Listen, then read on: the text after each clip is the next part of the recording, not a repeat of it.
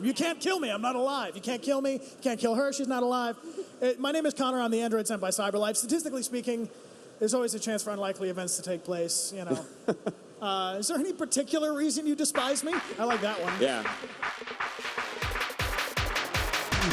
We have our giant 20-sided die right here, if you want to grab that. Gorgeous. I have my Dungeon Master's board. Excuse me. Turn my voice on. All right, so nice. As in D&D, your goal is to roll the highest that you can. Yes.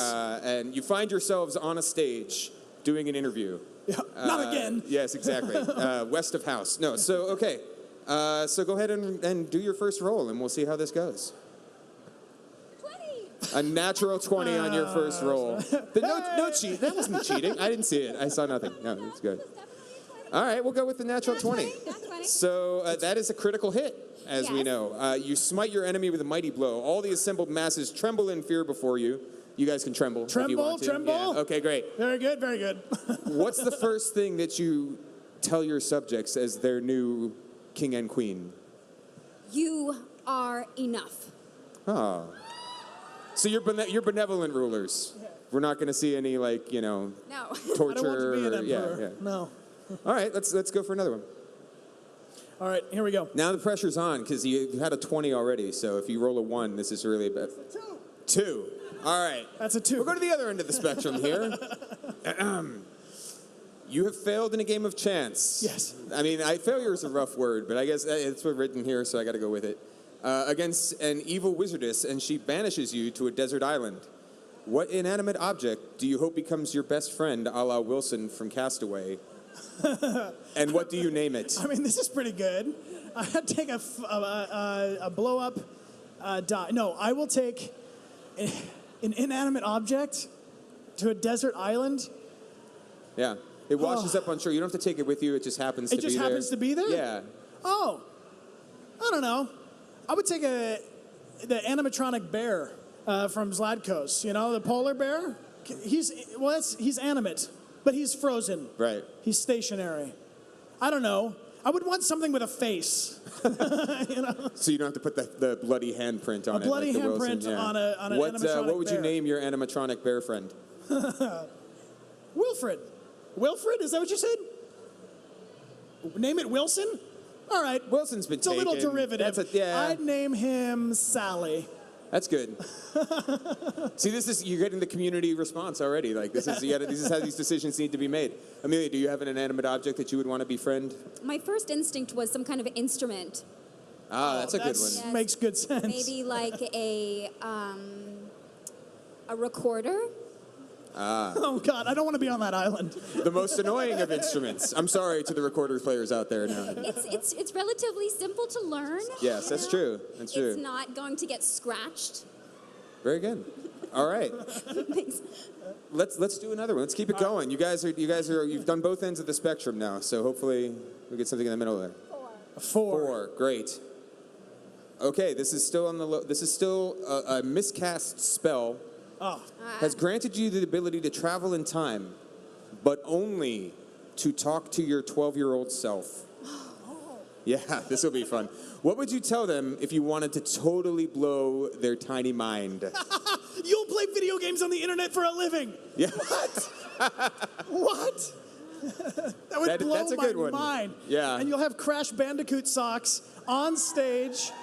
Yes, at New York City Comic Con. This would blow my mind. Yeah. Absolutely blow my mind. Yeah, I think if I told my 12-year-old self that I would be playing video games on the internet and getting to fly all around the world to meet so many amazing people, I just couldn't function because my 12-year-old self was like, what's a video game? Yeah.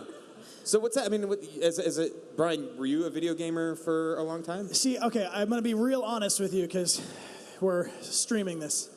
I played so many video games, and then I decided I'm going to be the most professional actor I can possibly be, and I forsook video games. I was also really bad. My little brother, way better. Around like Halo 1, I was just walking into the corner and getting sniped by my little brother. Yeah. So I was like, okay, I'm going to go this way. You can stay in the basement and play World of Warcraft, and I am going to go and do the thing.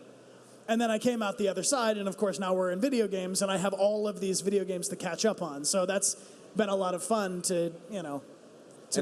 Amelia, what's Play that catch up. entree into that world been like for you? I mean, other than, obviously, it's been a very positive experience with the streaming side, but do you get this feeling like, what have I been What's missing your all favorite these game? years?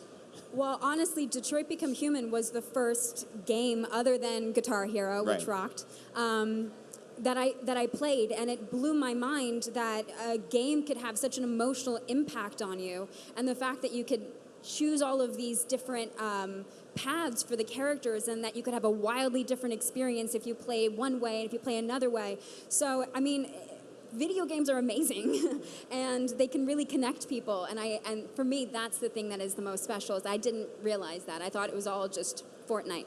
So ruling out the games in which you guys starred, because that would be cheating, what are your favorites? What would you say is the best thing you've played in the past few years? I really, really liked Life is Strange. Yeah.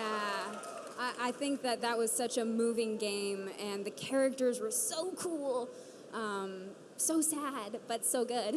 Yeah. Brian, how about you? Well, aside from The Last of Us, which I think Yes. is fantastic, and I'm super stoked. I'm loving Horizon Zero Dawn right now. Oh, I yeah, could that's a really probably good just game. play that for way longer than Amelia can deal with. So anytime Amelia's like, "Oh, I have to go take an important phone call," I'm like, "Perfect." The tutorial for that game where you're introduced to your character as a child was like the best way of connecting you with your character from the beginning that I've ever seen. Yeah. I was fully invested by the time that was done. That's very cool. All right, so we probably have time for one more. Let's do one more roll. All right, one more. And then we'll wrap this up. So hopefully this is a good one. 15, that's pretty good. 15. All right, 15, okay. Success. You get to meet a comic convention hero, other than Clancy Brown, obviously. Yeah, I know, we've already said that one. Where's Billy D. Williams? So, yeah, I was going to say, so if you were going to wait in line for someone's panel, who would it be? It would be Billy D. Williams. Billy D. Is he here? I mean, I know he's here, but is he here? Yeah, he follows you on Twitch, actually. He streams. Does he? I don't know. Ah. I'm sorry. I want to tell him he's got a lot of guts coming here That after was what cold. he's pulled. But yeah, so Billy D, you're a Lando fan. Yeah. Yeah. How about you, Amelia? Kate Blanchett. Not bad. Yeah. Not bad.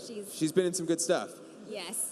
Well, I think that we're about out of time. Thank you guys so much for joining us. Thank you for playing the game. Thank you. Thank you for your work on Detroit Become Human and the work you do breeding positivity online. I think we need so much more of that out in the Thanks, world. man. So it's really, really cool. Thank you guys all for coming out, and thank you for having me.